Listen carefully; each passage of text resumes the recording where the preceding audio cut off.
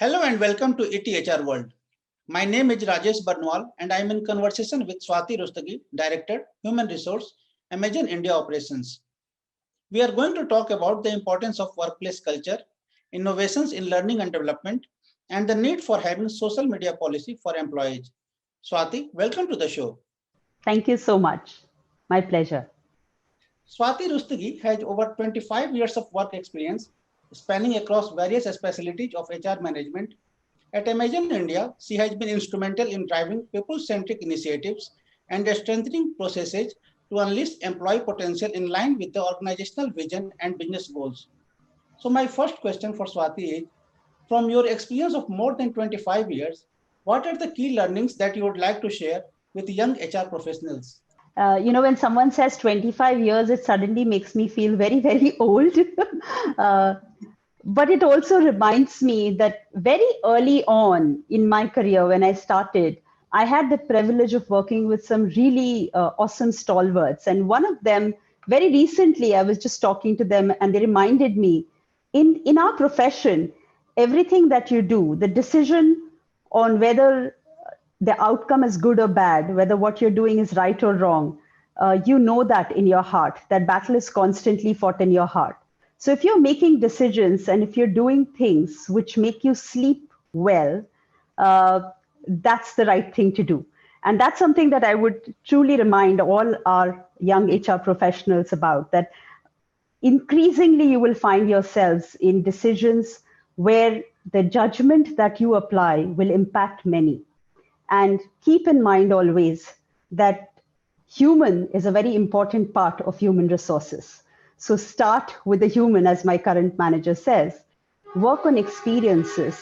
Our role, primarily as human resources, has constantly been to make sure that people around us, irrespective of which category of employment they belong to, what type of employment contract they may or may not even have with the organization, the criticality is what kind of experience are we providing them?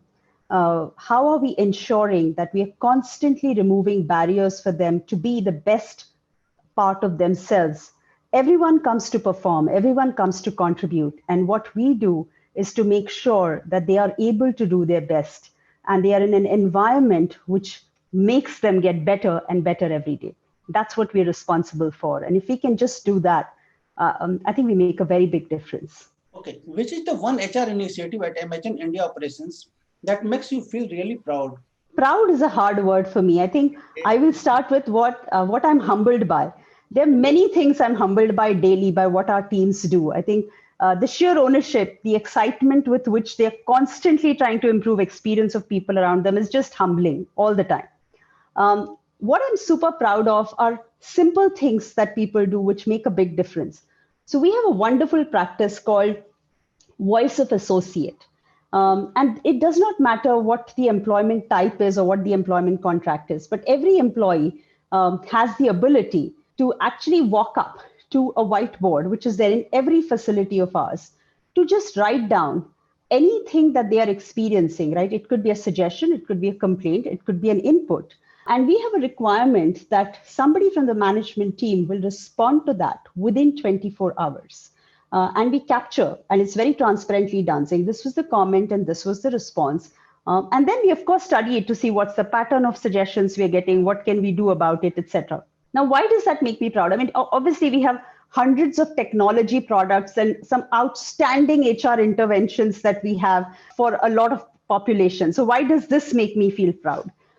It makes me feel proud because it gives voice to every human being who works for us. And it is a voice that is respected. It's a voice that is responded to with respect and within a specified time. And it is something that we are all extremely proud of or extremely humbled by, because it's rare to follow that basic principle of listening and listening deeply to everybody who comes to your workplace, because you don't know what value they might just add to you if you're just listening to them. And I think that's what really touches my heart, that we have the capability to do that. And even in the midst of building some awesome products for our people at different levels, we don't forget to do this, irrespective of what time it is, right? And it is through this suggestion, for example, this Diwali, my team actually sat down and read close to about 200 stories for children of our associates. Because one thing that we heard on the Voice of Associates was many of our associates' children were not getting educational support this year. Schools were closed, and not everybody can afford the kind of schools who have homeschooling, right? So, what do you do for them? How do you make sure that you're contributing your little bit to those families? And the whole team came together and they read educational content in 6 different languages, stories in 6 different languages for children of our associates, just so they could get access to something outside of day to day, right? These are things which humble me, not the super technology products that we work on. That's wonderful.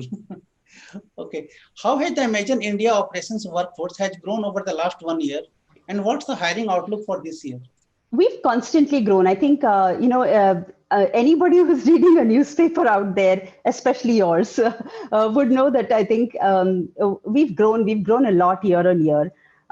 Last year has been different for all of us. I think it's been different in the sense that the patterns of buying have been different. What people want to buy and what they need has been different. And our effort in whatever we do, right, hiring, dehiring, and it's not about numbers. I mean, there was a point of time last year where we were close to about 100,000 people just in operations in frontline, right? So those numbers will keep going up and down based on what's happening in the buying pattern.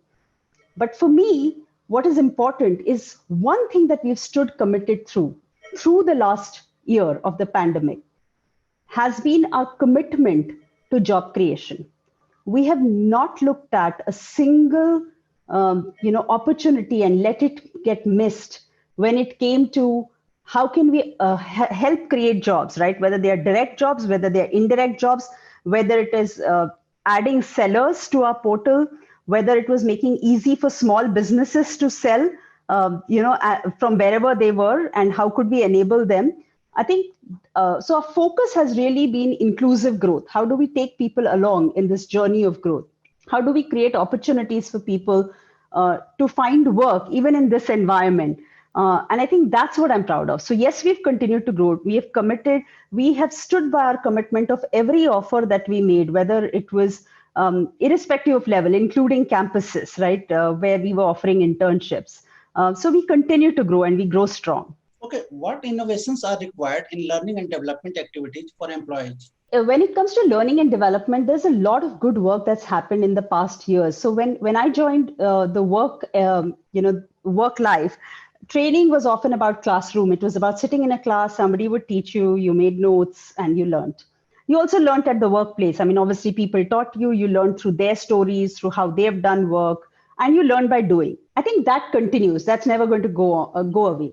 It got supported by a lot of self-learning and e-learning and all of that over a period of time. And organizations ever since have always been trying to find a balance between that self-learning and organization-led learning. And I think that will continue to be a debate and people will keep finding their own balance over a period of time.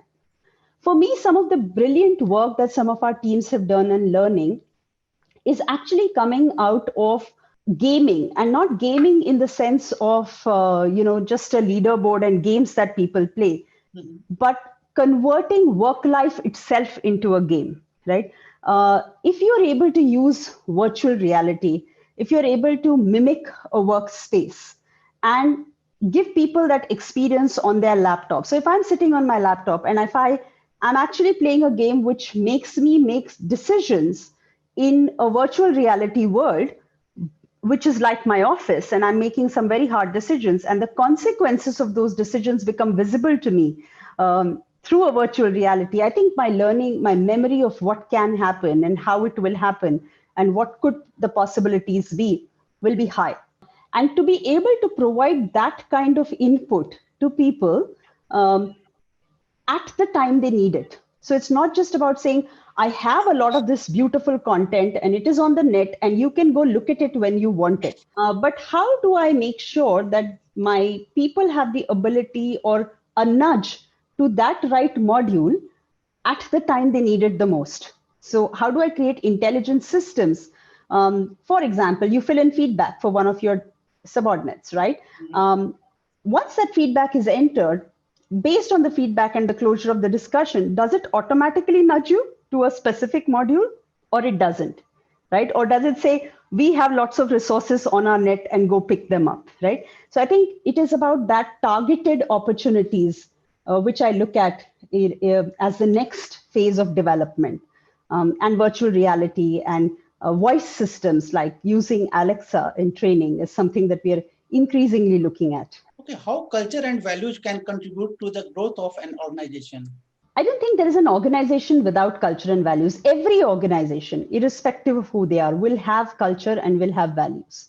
I think the dimension that becomes important is what is the time frame that they have for what they wish to achieve.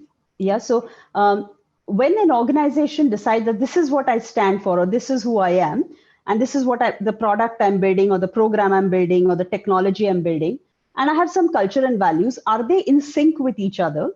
And what's the kind of patience and time frame do I have? Now, when an organization wants to be enduring, it wants to be long-term, it wants to be sustainable, that's when culture and values play a bigger role. Because at that point of time, these help you evolve. They help you review your decisions. They help you look inside to say, are we doing the right things?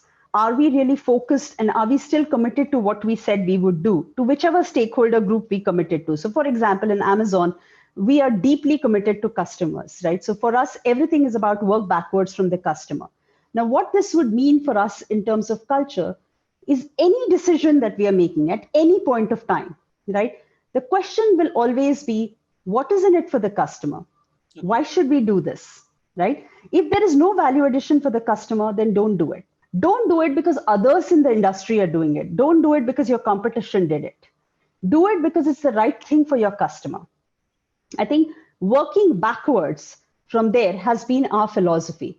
And based on that, therefore, our culture, our values, our leadership principles, everything that we do. So when I'm building, let's say, a new product for people management or performance management, or if I'm building a new product for customer service, or I'm building a new product for improving logistics, at every stage, it's that same question. How does this benefit the customer, right? That doesn't change for us, right? That's what makes it enduring, sustainable, and long-term. And for us, that's what we stand for. In the goal of catering to the needs of the customers and satisfying their desire, where does the people needs come to the place? For us, the people needs are inbuilt. I think firstly, when we are hiring people, so let's start at that point, right? The people who would join Amazon are fundamentally people who are obsessed about delivering to the customer. So it is very rare that you will find someone working in Amazon who says, I don't really care what the customer thinks, right? It's that the right fit, because when we're hiring for that. We're hiring fundamentally for that. That's the culture and the value fit with what we're trying to drive, right? Now, when I started, I said, for me, my customer or the experience I'm creating is for my people. So why do I come to work every day? I come to work every day, and so does my team, I know. Because what we do is make sure that all our people who are our internal customers, of course, we have a duty to our external customer as well. But for us, the fundamental thing is saying all my internal customers who take services from HR, how do I make sure that every experience that I create for them helps them do what they came here for? They came here because they were obsessed about the customer. Yeah. I don't want them to be wasting their time with barriers or problems or things which are taking their attention away from the customer. And I will do everything to take every of that barrier away, right? Okay. I will make their life easier. I will help them do what they really want to do and why they came here to do that. Okay, how important is it for companies to have a social media policy for their employees? I believe it's really important. And it's important not because I'm not coming at it from a freedom of speech point of view. I think a freedom of speech is very, very important, and people should be able to say what they wish to say. And that's precisely why we have the voice of associate or multiple other mechanisms where people can speak up. But what a social media policy does is it helps people be safe. When I say safe, it's because a lot of our people, when they're commenting on social media, have no control over their own comment once it's made. right? Once you say something on social media, it's very difficult to retract it back. It's gone, right? And if I do not educate my people, my employees about that reality, to say, once it's out there, it's out there. Your intention may have been X or Y or Z, right? But what happens with what you say is not in your control anymore, right? And therefore, here is the policy. Therefore, here is the guideline. You may end up inadvertently saying something which impinges on somebody else's privacy, or you may end up talking about data which you technically shouldn't be talking about in public space, because we do have that responsibility to educate. So I do think it's important to have a policy because it helps people understand what the ground rules are. Thank you, Swati, for sharing your thoughts and insights with ETHR World. Thank you so much. It was a pleasure. That was Swati Rustagi. Thank you so much for watching ETHR World. Stay connected with ETHR World for a comprehensive insight on everything that matters in the HR world. Thank you. Thank you.